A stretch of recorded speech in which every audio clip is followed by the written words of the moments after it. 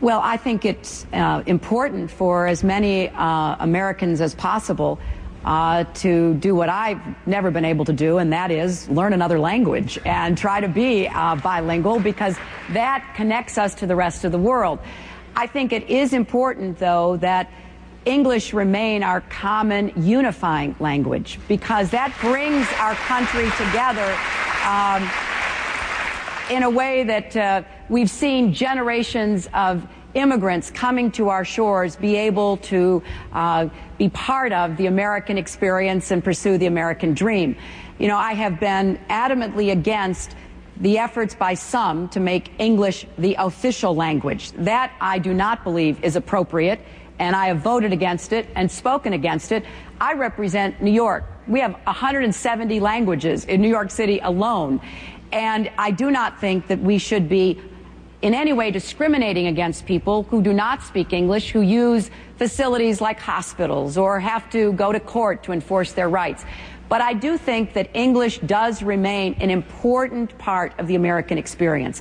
So I encourage people to become bilingual, but I also want to see English remain the common unifying language of our country. Senator Obama, is there any downside to the United States becoming a bilingual nation?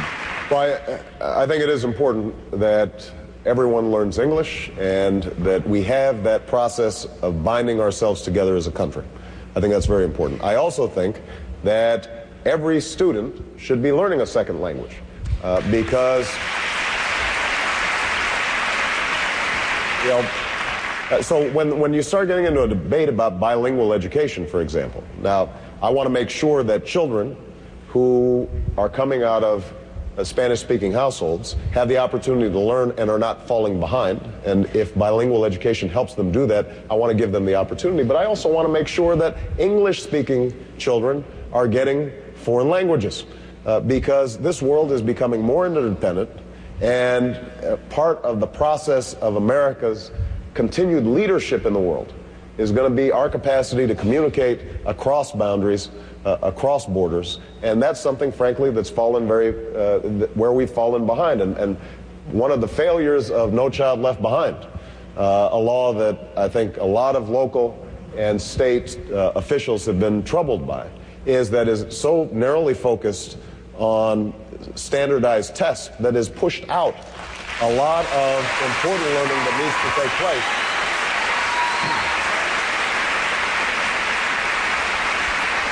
And foreign languages is one of those areas that I think has been neglected. I want to put more resources into it. All right, we're going to take a quick break. We've got to go to a commercial. We'll be back with a lot more there. We've had tonight.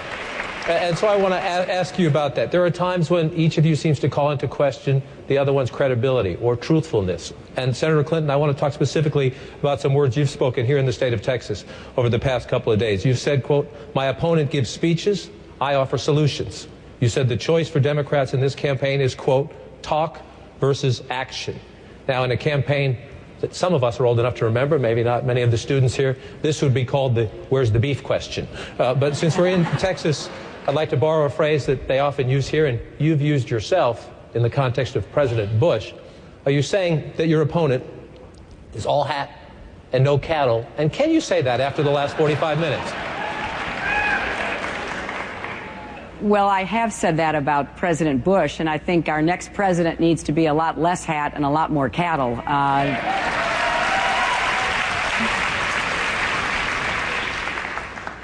You know, I think you can tell from the first 45 minutes, you know, Senator Obama and I have a lot in common. We both care passionately about our country. We are devoted to public service. We care deeply about the future, and we have run a very vigorous and contested primary campaign, which has been, by most standards, I think, very positive and extremely civil. But there are differences between us, and I think in our efforts to draw those contrasts and comparisons, we obviously try to let voters know how we see the world differently. And I do offer solutions. That's what I believe in and what I have done. And it's what I offer to voters because it's part of my life over the last 35 years, working to get kids health care, working to expand legal services for the poor, working to register voters, working to make a difference, because I think that this country has given me so much. And there are differences between our records and our accomplishments. I have to confess, I was somewhat amused the other night when on one of the TV shows, one of Senator Obama's supporters was asked to name one accomplishment of Senator Obama, and he couldn't. So I know that there are comparisons and contrasts to be drawn between us. And it's important that voters get that information. So, yes, I do think that words are important and words matter, but actions speak louder than words. And I offer that to the public. Senator Obama. Senator Obama, do you want to respond? Well, I think actions do speak louder than words, which is why over the 20 years of my public service, I have acted a lot to provide health care to people who didn't have it, to provide tax breaks to families that needed it, to reform a criminal justice system that had resulted in wrongful convictions, to open up our government and to pass the toughest ethics reform legislation since Watergate, to make sure that we create transparency, in our government so that we know where federal spending is going and it's not going to a bunch of boondoggles and earmarks that are wasting taxpayer money that could be spent on things like early childhood education. You know, I think if you talk to those wounded warriors of Walter Reed who prior to me getting to the Senate were having to pay for their meals and have to pay for their phone calls to their family while they're recovering from amputations, I think they'd say that I've engaged not just in talk, but in action. Now,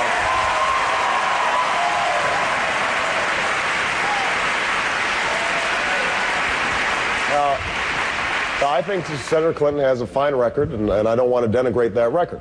I do think there is a fundamental difference between us in terms of how change comes about. You know, Senator Clinton of late has said, let's get real.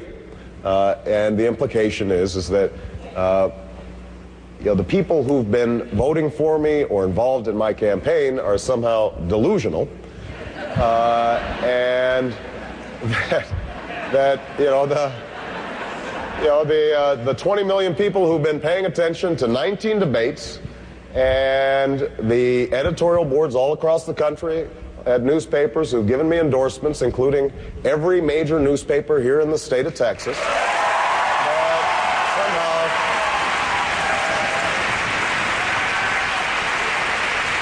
you know, the thinking is that somehow they're being duped and that eventually they're going to see the reality of things. Well, I think they perceive reality of what's going on in Washington very clearly. And what they see is that if we don't bring the country together, stop the endless bickering, actually focus on solutions, and reduce the special interests that have dominated Washington, then we will not get anything done. And the reason that this campaign has done so well, is because people understand that it is not just a matter of putting forward policy positions. Senator Clinton and I share a lot of policy positions. But if we can't inspire the American people to get involved in their government, and if we can't inspire them to go beyond the racial divisions and the religious divisions and the regional divisions that have plagued our politics for so long, then we will continue to see the kind of gridlock and non-performance in Washington that is resulting in families suffering in very real ways. I'm running for president to start doing something about that suffering, and so are the people who are behind my campaign. All right.